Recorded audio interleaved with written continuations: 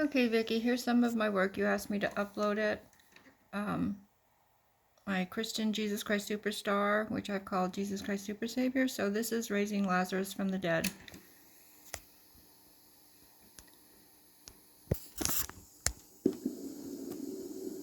Chapter 11. Now, a man named Lazarus was sick. He was from Bethany, the village of Mary and her sister Martha. This Mary, whose brother Lazarus now lay sick, was the same one who poured perfume on the Lord and wiped his feet with her hair. So the sisters sent word to Jesus. Lord, the one you love is sick.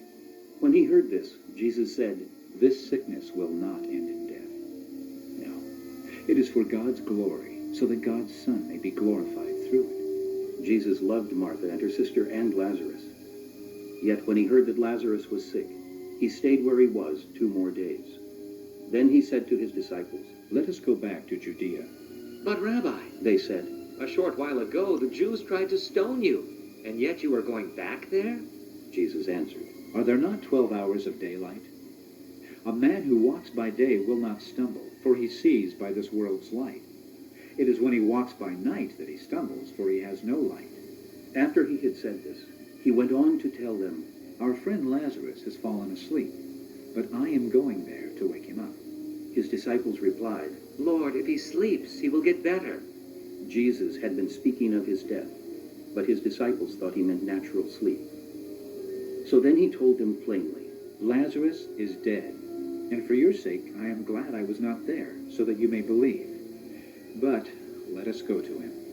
Then Thomas, called Didymus, said to the rest of the disciples, "Let us also go, that we may die with him." On his arrival, Jesus found that Lazarus had already been in the tomb for 4 days. Bethany was less than 2 miles from Jerusalem, and many Jews had come to Martha and Mary to comfort them in the loss of their brother. When Martha heard that Jesus was coming, she went out to meet him, but Mary stayed at home. Lord, Martha said to Jesus, if you had been here, my brother would not have died. But I know that even now God will give you whatever you ask. Jesus said to her, "Your brother will rise again." Martha answered, I know he will rise again in the resurrection at the last day. Jesus said to her, "I am the resurrection and the life. He who believes in me will live, even though he dies. And whoever lives and believes in me will never die." Do you believe this? Yes, Lord, she told him. I believe that you are the Christ, the Son of God, who was to come into the world. My Utmost for His Highest by Oswald Chambers. November 6th, Intimate Theology. Do you believe this? John 11:26. Martha believed in the power available to Jesus Christ. She believed that if he had been there, he could have healed her brother. She also believed that Jesus had a special intimacy with God, and that whatever he asked of God, God would do. But she needed a closer personal intimacy with Jesus. Martha's theology had its fulfillment in the future, but Jesus continued to attract and draw her in until her belief came an intimate possession.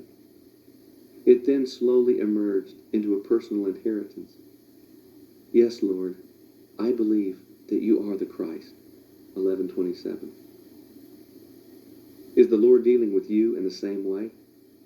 Is Jesus teaching you to have a personal intimacy with himself? Allow him to drive his question home to you. Do you believe this?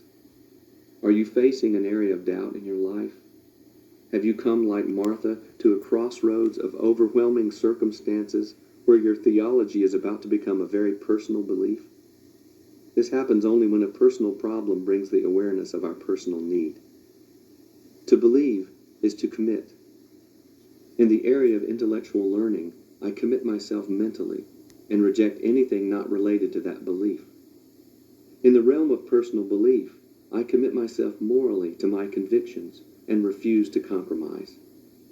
But in intimate personal belief, I commit myself spiritually to Jesus Christ and make a determination to be dominated by him alone.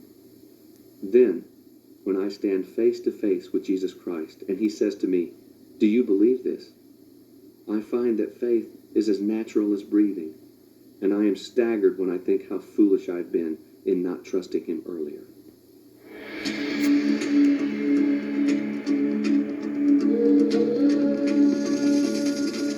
And the pain falls like a curtain. All the things I once called absurd. And I have to say the words I fear the most. I just don't know. And the questions without answer come and paralyze the dancer. So I stand here on the stage, afraid to move, afraid to fall. Oh, but fall I must on this truth that my life has been formed from the